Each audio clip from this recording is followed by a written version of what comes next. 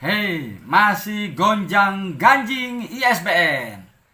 Nyetaknya pengen, ISBN-nya pengen, tapi setelah jadi lupa serah simpannya, setor bukunya, buktinya ke Perpusnas, cuman 2 biji.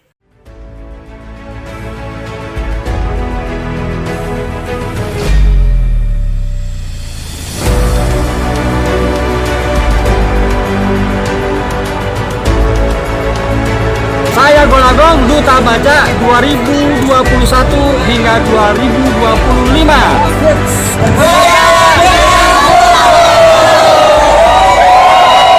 Dengan buku. Kenapa tiba-tiba Perpusnas mengirimkan surat bahwa ada beberapa pengajuan ISBN dengan kriteria tertentu, misalnya untuk pelatihan, untuk semacam kenaikan pangkat yang dicetak 1, 2, 3, 4, 5 eksemplar, itu dipersilakan terbit tanpa ISBN. Kenapa? Selidik punya selidik. Nah, saya jadi ingat ya ketika mengurusi Gong Publishing, salah satu teman saya yang ada di IKAPI DKI mengingatkan jika terjun ke dunia industri buku itu harus siap modal terutama. Pertama, kita continue nggak? Minimal 5 buku lah 1 bulan. 5 buku 1 tahun. Sanggup nggak? Lalu minimal 50 buku atau 50 eksemplar digandakannya. Dan yang penting, titik aksesnya. Jadi ISBN itu bukan Perpusnas saja yang ngeluarin, tapi di London pusatnya. Ya, di sana sejarah bermula. Nah, jadi ketika ISBN dilempar ya atau diberikan kepada kita sebagai penerbit, mereka di London mengecek, nih bisa dicari di mana nih? Titik aksesnya di mana? Maka ada satu persyaratan yang kadang-kala kita suka lupa. Kita harus punya website. Website lalu ada katalognya. Jadi kalau misalnya orang London itu nerima informasi dikeluarkan satu ISBN, mereka akan ngecek. Ya, ada juga yang bilang, saya udah ada di marketplace. Bukan itu persoalannya. Kita sebagai penerbit harus bertanggung jawab. Ada juga kan penerbit yang tiba-tiba di kolofonnya menulis isi di luar tanggung jawab. Nah, itu nggak boleh. Harusnya semua tanggung jawab dari penerbit. Ketika penerbit mencetak itu, dia sudah bertanggung jawab. Segala isinya. Kan ada editor. Editor tentu tahu isi dari buku itu.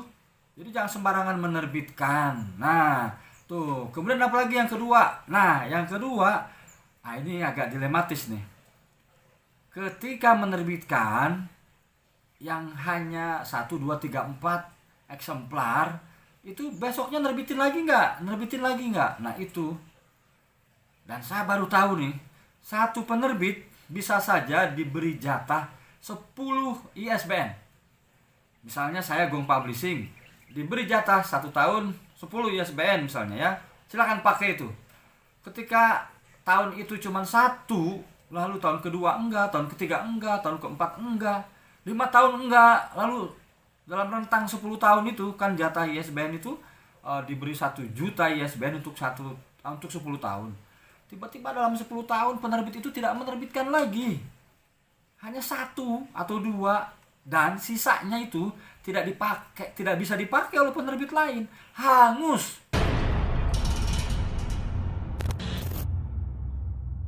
Nah, kemarin hari Rabu tanggal 27 April 2022 saya ke Perpusnas, lalu saya diajak oleh Pak Suharyanto.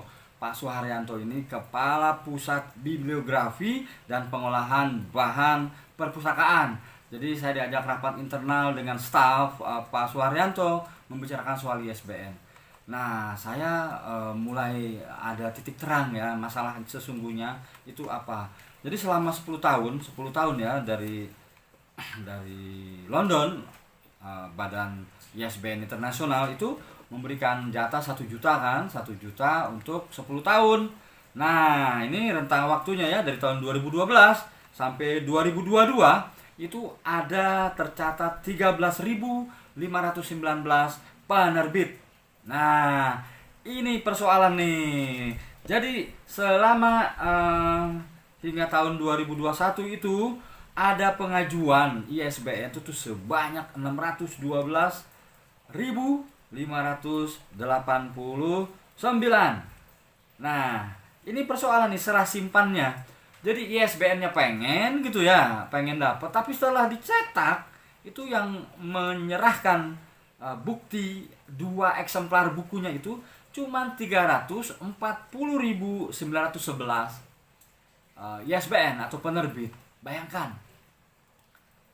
Jadi loss tuh, ada yang tidak tercatat nih ketika Badan ISBN internasional di London itu uh, mencari gitu ya, searching, ada 271.678, jadi 271.678 ISBN yang tidak terlacak.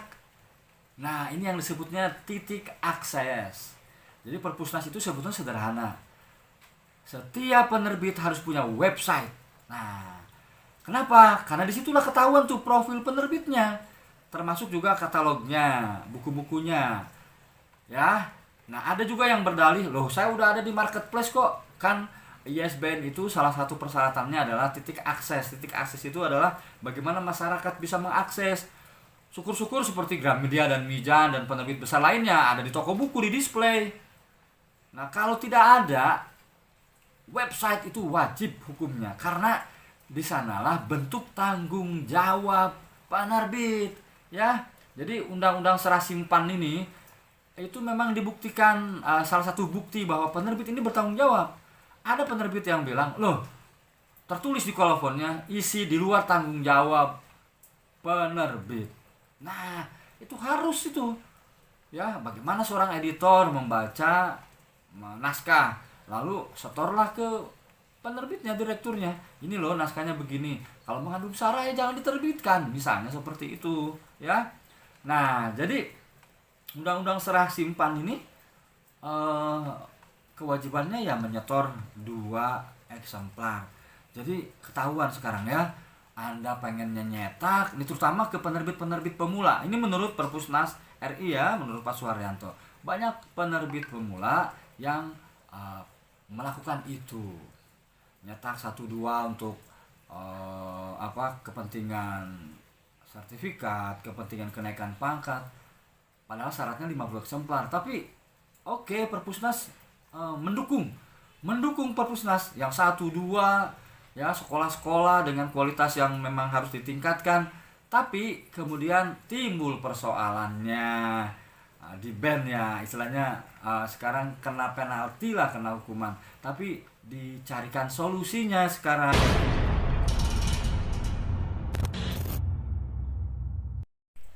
Jadi saya akan mengulang lagi ya, bahwa selama 5 tahun terakhir dari tahun 2016 sampai 2021 itu ada pengajuan atau ada ISBN dikeluarkan sebanyak 612.584 ya, yang serah simpan itu menyerahkan buktinya hanya 340.911.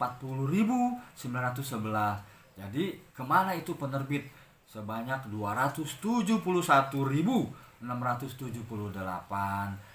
ISBN yang tidak ada 2 eksemplar sebagai nomor buktinya, raib begitu saja, sehingga ini jadi persoalan. Jadi bukan Perpusnas yang Perpusnas yang memblokir atau Perpusnas yang mempersulit, tidak.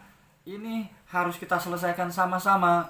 Nah, kemarin saya ikut rapat di Perpusnas, nanti Perpusnas akan memberitahu bagaimana solusinya. Solusinya asik lah ya, dan kita harus mulai meningkatkan kualitas penerbitnya.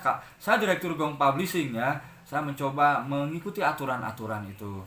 Nah, yang paling menarik tadi itu ya, jatah 10 ISBN yang kemudian meningkat. Gong Publishing ya termasuk penerbit tidak di level major lah ya, tapi tetap kita jual lewat pre-order, lewat print on demand, kita luncurkan, kita bedah, kita sebarkan di media sosial, bekerja sama dengan koran supaya ada tulisan-tulisan liputannya. Jadi kualitas bukunya juga diupayakan seperti yang ada di toko-toko buku, bagaimana Mijan, Gramedia, kemudian Graffiti Pers, penerbit-penerbit besar atau Bentang lakukan, sehingga ketika dibeli oleh masyarakat terasa sekali bahwa buku itu memang dikerjakan dengan secara profesional, walaupun kita dalam posisi kapitalnya tidak sebesar penerbit Gramedia atau Mijan. Nah, mudah-mudahan nih ya, sekali lagi mudah-mudahan Perpusnas memberikan solusi terbaik. Saya sendiri sudah tahu sih itu sangat baik ya. Kalau penerbit saya nggak ada masalah ya, Gong Publishing. Yang tinggal tadi itu tuh yang penerbit menerbitkan kualitasnya harus ditingkatkan ya, dengan kualitas isinya, kemudian tidak bisa diakses, jadi orang London itu tidak tahu ada di mana, seperti itu ya. Jadi sekali lagi kata Perpusnas nih, saya sebagai Duta Baca Indonesia ada kalimat positif, Perpusnas mendukung gerakan literasi nasional ini, mendukung sebanyak-banyaknya buku dicetak atau diterbitkan, tapi penuhi aturannya ya. Jangan sampai ada sebuah lembaga, misalnya nih saya mendengar Quick Response Code, QRC-BN book number, jadi Quick Response Code book number, yang saya lacak katanya tidak perlu serah simpan ya. Nah, sedangkan di undang-undangnya ada undang-undang serah simpan. Bagaimana kalau misalnya sebuah buku tidak ada dokumentasinya di sebuah lembaga yang mengeluarkan ya tadi apapun namanya, walaupun Perpusnas tidak punya hak untuk melarang, tapi kita sebagai penerbit harus jeli, dan QRCBN ini tidak tercatat di internasional. Terima kasih sahabat Golagung TV, tetap membaca dan menulis. Membaca itu sehat, menulis itu hebat. Salam literasi.